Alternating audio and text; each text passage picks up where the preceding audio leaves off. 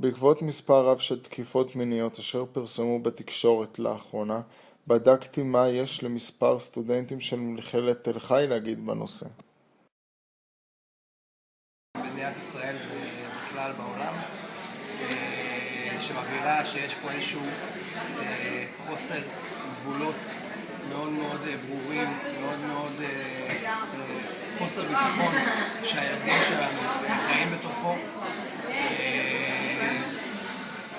זהו, אני מאמין רוב הבעיה נובעת בעצם מהקושי שלנו בתור דמויות בוגרות לייצר גבולות מאוד מאוד ברורים לילדים בנושא הגוף שלי, חדירה לפרטיות של אדם אחר, כבוד בין בני אדם.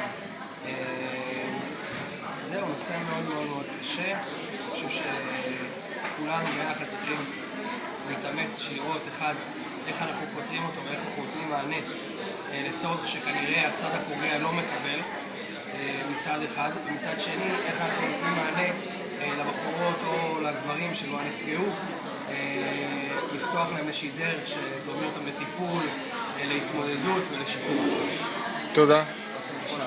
הנושא הזה של תקיפות מיניות, אני חושב שזה פשוט ביזיון שיש אנשים שמרשים לעצמם פשוט לכפות את עצמם לצערנו לרוב בא מהצד שלנו, של גברים, לכפות על עצמם נשים.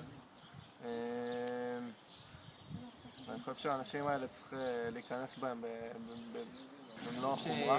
כל דבר שרוצים למגר אותו, צריך להעלות אותו לסדר היום. איך אפשר להעלות אותו? יותר מתגשת.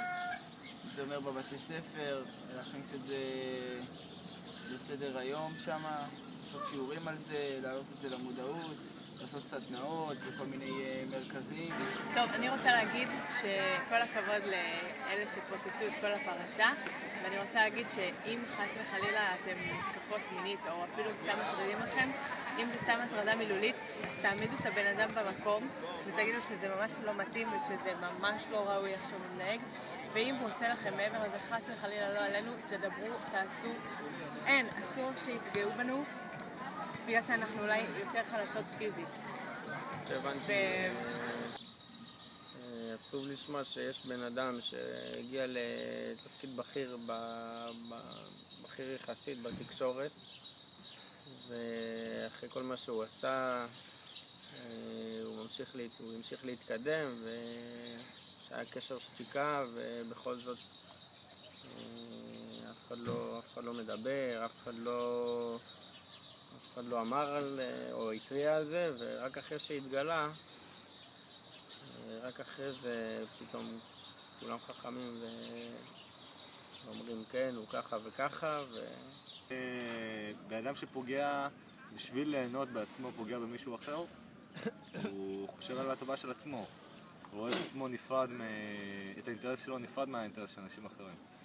אז אולי להעביר משהו בקטע של מודעות, ללמד את הקרבה שהבן אדם האחר יהיה לי אכפת ממנו, לא כמו שלפחות, גם אם לא יהיה לו אכפת כמו שאכפת לי מעצמי, אבל שיהיה איזושהי קרבה, כמו שאכפת לי מהחברים שלי, כמו שאכפת לי מהשכנים שלי, אולי יותר ממה שאכפת לי מהאנשים שאני לא מכיר בכלל, לקרב את האנשים האחרים. שתהיה, לא יודע, שיהיה אכפתיות, איכשהו. אני מאמין דרך עשייה, אולי התנדבות, יש חוץ מהנישה, אפשר לעשות כל מיני דברים, טוב, אני חושב שהבעיה תקיפות מיניות זה שהחברה וגם נשים מחפיצות את עצמן. ברגע שאתה רואה את עצמם בתור אובייקט, אז מה שאתה יכול להתייחס אליו כמו אל חפץ. ומי שלא עבר איזשהו שלב של הבנה שזה לא בדיוק ככה וגם לידם, אז הוא רואה את מה שהחברה אומרת, איך שנשים מתנהגות, גם לחלקן שנותנות רק בתור אידיאל יופי. הוא אומר, אוקיי, אז זה כל מה ואני יכול לעשות מה שאני רוצה, כי אני יותר מזה, אני גזע. וזו הסיבה לפי דעתי לתקיפות מיניות.